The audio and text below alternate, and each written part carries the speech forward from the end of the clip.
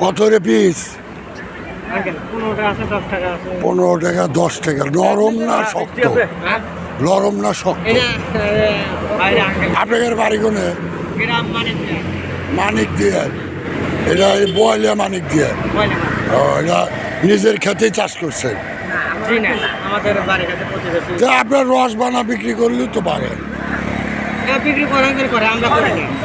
এখানে একটা চ্যাংড়া আছে, ও রস বানায়, ও নিতে পারে, বুঝছেন?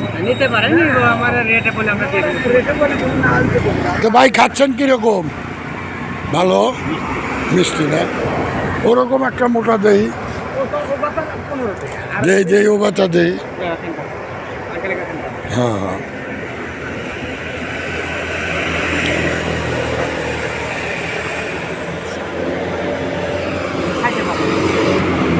গ্যান্ডারি কিনে খাবেন, খুব সুস্বাদ।